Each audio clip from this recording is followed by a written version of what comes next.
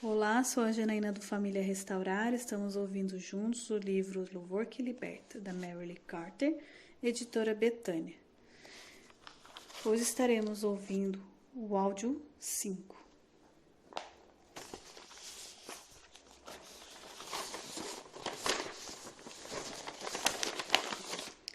Seu poder no homem interior. Retornei a Fort Bragg, ansioso para contar a bênção maravilhosa que eu tinha recebido. Eu já tinha pensado antes como uma experiência dessas afetaria meu ministério. Lembrava-me muito bem da minha própria reação diante de emocionalismos pentecostais na igreja. Agora sabia que não me importaria com a reação dos outros. Eu não poderia deixar de falar da experiência que obtive naquele lugar. No primeiro dia, logo depois que cheguei, fui ao escritório do quartel. O primeiro sargento estava sentado à mesa. Era um homem grande, rude e grosseiro. Seus modos grosseiros eram bem conhecidos. Sargento, disse-lhe, alguma vez já lhe falei que Jesus o ama? Para minha surpresa, lágrimas começaram a rolar pelo seu rosto. Ele disse, não, capelão, o senhor nunca me falou nada disso. Senti meu rosto arder de vergonha. Há mais de um ano eu via-o todos os dias, várias vezes por dia, e nunca havia lhe falado nada sobre Jesus. Saí para o corredor e encontrei um outro sargento. Sargento, já lhe falei que Jesus o ama e eu também? Não, o senhor nunca me disse isso. Mais uma vez senti vergonha. Ele continuou. O senhor poderia me conceder um minuto? Preciso conversar com o senhor. Fomos para um gabinete e ele apresentou uma série de problemas seus, dos quais eu nunca tivera conhecimento. Quando terminou, perguntei-lhe se gostaria de aceitar Cristo como seu Salvador. Disse que sim e ajoelhou-se, com lágrimas escorrendo pelo teu rosto. Onde quer que eu fosse, pessoas aceitavam a Cristo. Eu parecia ter um poder que operava através de mim. Quando começava a falar com alguém, não tinha a mínima ideia do que eu ia dizer, mas o que dizia tinha um grande poder que levava homens a Cristo. Era fácil servir a Deus desse modo. Toda a atenção se fora e eu podia rir novamente. A pregação não era mais algo porque tinha que batalhar laboriosamente. Tornou-se uma grande alegria para mim deixar que os pensamentos de Deus fluíssem através da minha vida. Todo o pessoal do Exército é obrigado a assistir aula de moral e cívica, uma vez por semana. Os capelãos, quando dão essa aula, não podem pregar. Um dia, cautelosamente, eu disse à classe que o Deus dos nossos pais ainda está vivo e atende às orações que lhe fazemos. Após a aula, um soldado veio até mim e, chegando o rosto a 1 palmo de distância, disse com insolência, o senhor crê mesmo nessas coisas, não crê? Sim, creio, respondi. Crê que se pedisse uma coisa agora, a Deus ele atenderia? Sim, disse, sei que ele atenderá. O senhor acha errado fumar? A pergunta foi meio inesperada. Para alguns é errado, para outros pode não ser, respondi evasivamente. Eu comecei a fumar aos 14 anos e agora fumo 3 maços por dia. Hoje o médico falou comigo que se eu não parar eu morro. Então não há dúvida, para você é errado. Então peça ao seu Deus para me fazer parar. Como eu poderia fazer uma oração dessa? As respostas habituais começaram a vir à minha mente. Deus ajuda aos que se ajudam. Peça a Deus que o ajude a querer parar. Mas não fora isso que ele me pedira. Senhor, orei em silêncio, mostra-me o que dizer. Imediatamente senti uma forte impressão. Ore em sua nova língua. Em voz alta. Não, em silêncio. Comecei a orar na língua que havia recebido no retiro. Depois fiz uma pausa. Outra impressão me sobreveio. Põe a mão no ombro dele e ore. Obedientemente coloquei a mão no ombro dele. O que devo pedir? Ore silenciosamente em línguas estranhas. Assim fiz. Depois, outra impressão. Traduza para o inglês. Sem hesitar, abri a boca e as palavras saíram. Senhor, não o deixe fumar mais enquanto viver. Que oração! Se o homem fumasse de novo, ficaria convencido de que Deus não ouvira a oração. Senti-me totalmente confuso, virei-me e saí. Nos dias que seguiram, perguntei a Deus várias vezes se não havia compreendido mal. Será que meu engano não faria aquele homem descrer de tudo? Várias vezes senti a resposta: confie em mim. Confiar em Deus aparentemente significa andar numa corda bamba, sem nada em que segurar, a não ser a fé. Como um renovado afinco, mergulhei nos estudos intensivos da Palavra de Deus. Se eu ia trabalhar na base da fé, tinha que ser fé na integridade e na natureza de Deus. Eu tinha de conhecê-lo e descobri que quanto mais eu lia, mais fortemente cria. A leitura da Bíblia nunca tinha me empolgado tanto. Nas suas páginas obtive um novo conhecimento de Deus, o onipotente Deus que prometeu que em Cristo poderíamos fazer tudo. Não nos foi dito que o poder que há em nós é o mesmo que ressuscitou a Cristo de entre os mortos? Em Efésios 3, 20 e 21, Paulo diz: Ora, aquele que é poderoso para fazer infinitamente mais do que tudo quanto pedimos ou pensamos, conforme o seu poder que opera em nós, a ele seja a glória na Igreja e em Cristo Jesus, por todas as gerações, para todo o sempre. Amém. Estudei cuidadosamente as instruções de Paulo à Igreja de Corinto. Ali ele menciona os vários modos como o Espírito Santo opera através dos homens. Em línguas, interpretações das línguas, cura, milagres, profecias, pregações, sabedoria, ciência, fé e discernimento. Como poderia saber quais os dons que Deus queria manifestar através de mim? Teria ele me dado algum dom especial? De novo me veio à mente o verso de Efésios: conforme o seu poder que opera em nós, não tinha dom nenhum. Tudo o que sabia era que deixaria Deus operar através de minha pessoa. Em outras palavras, meu papel era ser estritamente obediente às expressões instantâneas que sentisse no meu interior. O verso dizia que Deus pode fazer muito mais do que pedimos ou pensamos. Obviamente não havia um modo de eu saber antecipadamente o que Deus queria realizar. Uma noite, em nossa reunião de oração, falei sobre o poder de Deus para curar. Uma senhora então disse: por que o Senhor não ora pela cura de um de nós? Fiquei um pouco abalado. Eu sabia naturalmente que Deus pode e quer atender a oração de seus filhos, mas ouviria e atenderia a mim? Está bem, respondi num assomo de fé. Quem deseja que eu ore por ele? Eu quero, disse a mesma senhora. Um dos meus olhos tem estado lacrimejando há vários meses. Nenhum medicamento resolveu o problema. Ore por mim. Respirei fundo, coloquei as mãos sobre sua cabeça e orei, apelando para toda a fé que me era possível ter, para crer que Deus a estava curando naquele momento. Quando terminei, o olho ainda lacrimejava. Havia feito algo errado? De novo aquela impressão interior: confie em mim. Muito bem, ter fé significa crer em algo que não se vê. A Bíblia ensina isso claramente. Conseguir vitória em tudo era sempre uma questão de fé. Quando os israelitas se recusavam a crer, Deus não podia realizar nada. A promessa de Deus em abundância é para aqueles que creem. Obrigada, Senhor, disse em voz alta, por ter ouvido nossa oração. Mais tarde, aquela irmã me telefonou. Capelão, adivinha o que aconteceu? Havia vibração na sua voz. Diga. Eu estava aqui sentada, lendo, e de repente percebi que algo havia acontecido com o meu olho. Está completamente curado. Eu estava encantado. Obrigado, Senhor, disse. Entendi o que queres, eu confio. Tu fazes o resto. Um pastor da cidade, um presbiteriano, que fora batizado com o Espírito Santo, tinha estado relutando em contar o acontecido à igreja.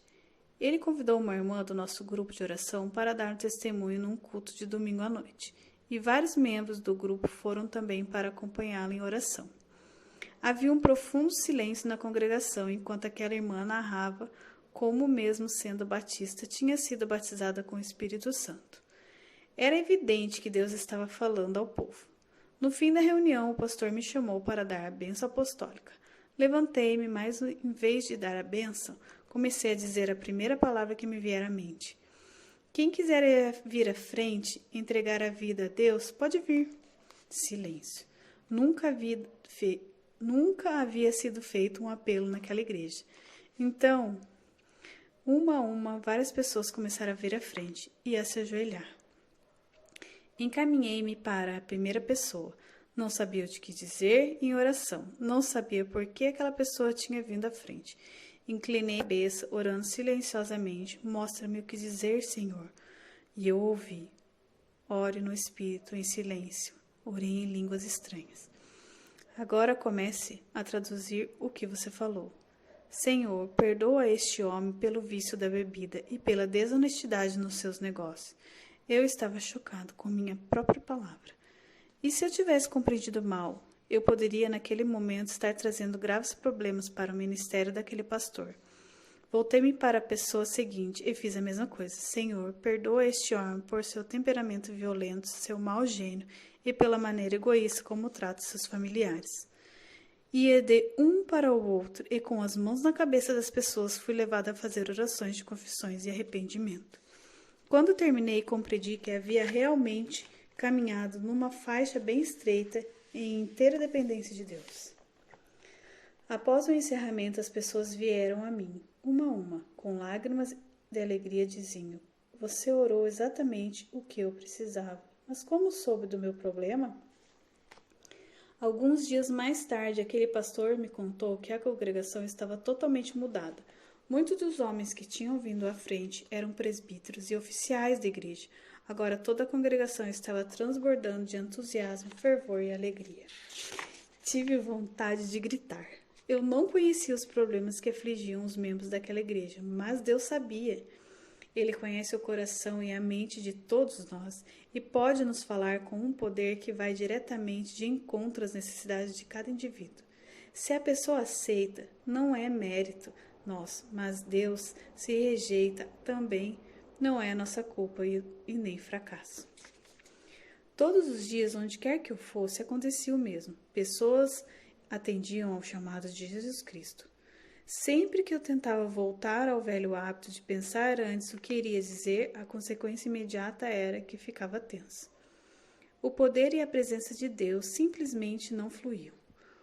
O princípio de abandonar-me nas mãos de Deus e deixá-lo agir era válido. Tudo o que eu tinha que fazer era descansar nele, deixar a mente aberta e abrir a boca, numa atitude de fé, e falar o que Deus me comunicasse. As palavras sempre vinham ao encontro da necessidade de alguém e a pessoa sempre era poderosamente abençoada. Eu estava maravilhado. Eu era pastor há vários anos, tinha sempre me esforçado bastante e, no entanto, nunca tinha visto tanta coisa acontecer na vida de tantos crentes em tão curto espaço de tempo. Quanto depois que Cristo invadiu minha vida na plenitude do seu Espírito. Sem a pesada carga que era planejar, organizar, pesquisar e escrever notas para sermão, descobri que tinha mais tempo para leitura e Bíblia e para oração. Parecia que de repente eu tinha mais energia que nunca, e não passei mais pela frustração de perder o tempo em projetos que no fim resultariam em nada. Enquanto eu descansasse em Cristo, Deus dirigiria minha vida.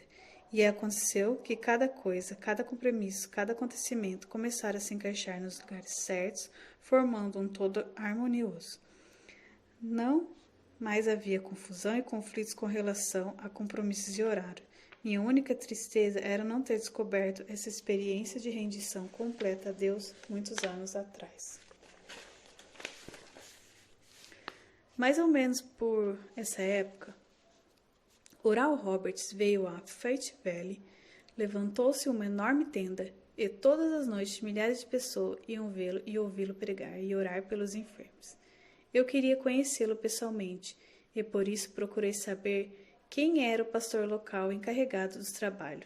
Fui a ele e ofereci meus préstimos. Ele ficou espantado ao ver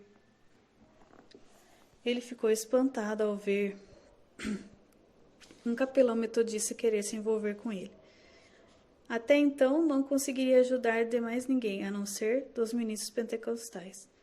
Todas as noites eu compareci fardado e fiquei na plataforma. Estava próximo ao Oral Roberts quando ele orava pelos enfermos e vi mudanças físicas acontecerem à medida que pessoas eram curadas.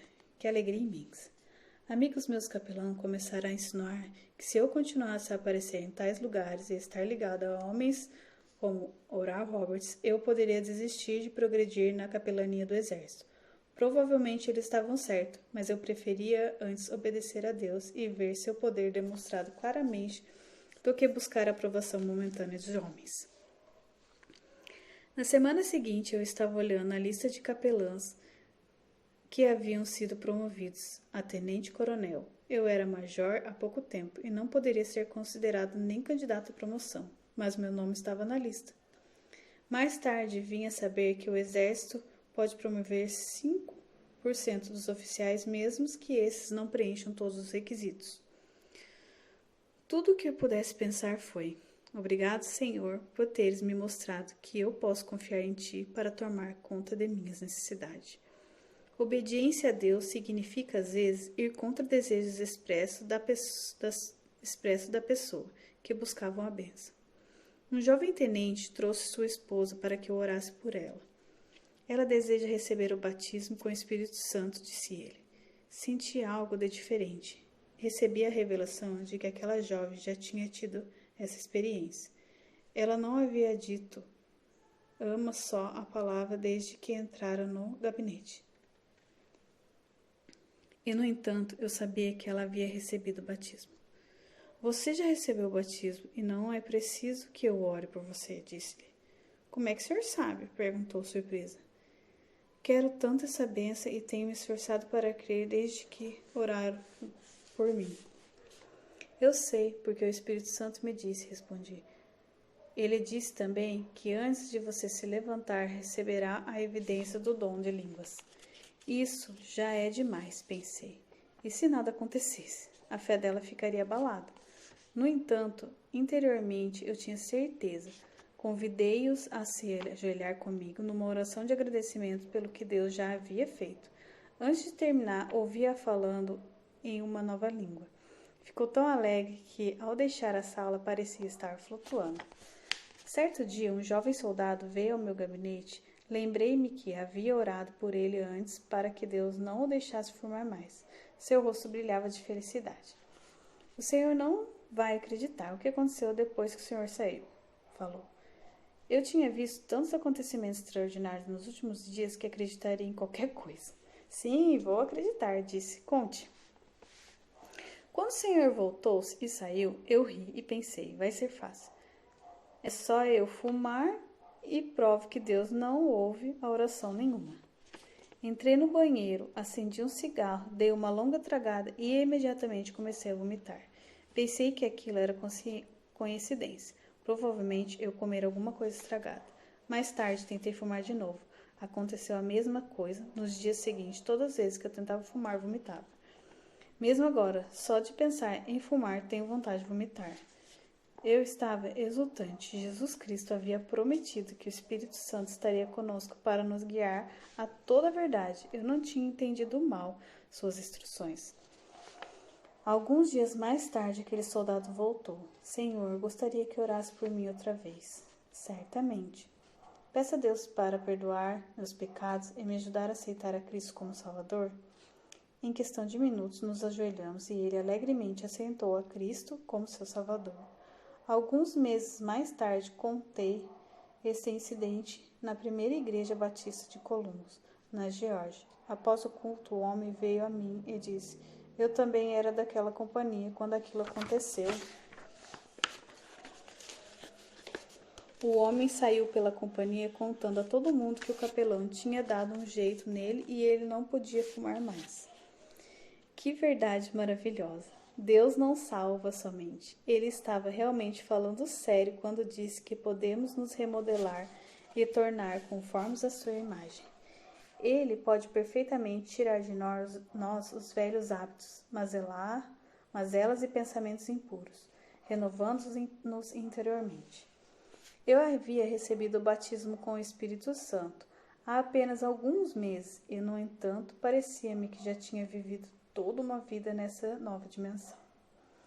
Breve eu iria ter um encontro com as forças inimigas. Subitamente fui acometido de uma enfermidade. Toda a minha vida eu fora muito forte e gozara de perfeita forma física, mas agora, toda vez que eu me exercitava um pouquinho que fosse, meu coração começava a bater mais depressa. Eu me sentia fraco, com dores no corpo todo. Com relutância, concordei em ficar de cama uma semana. Minha condição não melhorou em nada. Fui ao hospital para ver o que o médico diria e ali, imediatamente, me colocaram numa padiola e me levaram para um dos quartos. Fiz exames, mais exames, e não se descobria a causa das doenças. Sentia-me infeliz, fraco, tinha dores no corpo, parecia piorar em vez de melhorar. Daquele jeito, eu preferia estar morto. Minhas energias estavam se esgotando e o mundo me parecia sombrio. Uma noite eu estava pensando se o fim não estaria próximo, quando de repente senti aquela forte impressão. Ainda confia em mim? Sim, Senhor, murmurei naquele quarto escuro. Uma grande paz me envolveu e eu caí num sono profundo. Na manhã seguinte, senti-me muito melhor. Os médicos insistiam em que eu devia ficar de cama mais uns dias, e eu fiquei satisfeito de ter mais algum tempo para orar, louvar a Deus e estudar a palavra. Certo dia, enquanto lia um livro, ouvi a voz dentro de mim. Agora, você quer viver com Jesus? Só pude responder, sim, Senhor. Mas, e seus pensamentos e desejos são puros? Não, Senhor. Quer que sejam? Sim, Senhor. Toda a minha vida venho lutando contra pensamentos e desejos impuros. Quer me entregar seus pensamentos impuros? Sim, Senhor, para sempre. Sim, Senhor, para sempre. Subitamente foi como se um peso tivesse sido levantado de sobre mim, como se um nevoeiro tivesse se afastado. Tudo ficou limpo e puro. A porta do quarto se abriu e uma jovem enfermeira entrou. Era uma muito bonita e tudo que pensei foi: que linda filha de Deus. Não havia em mim mais a leve sombra de tentação. Voltando para casa, fui à reunião de oração do grupo e tive o forte desejo de pedir-lhe que orasse por mim. Sempre era eu que orava pelos outros. Dessa vez, sentei-me numa cadeira no meio do grupo e eles se prepararam para orar por mim. O que vamos pedir, Senhor? Pensei um pouco. Peçam a Deus que me use mais que nunca.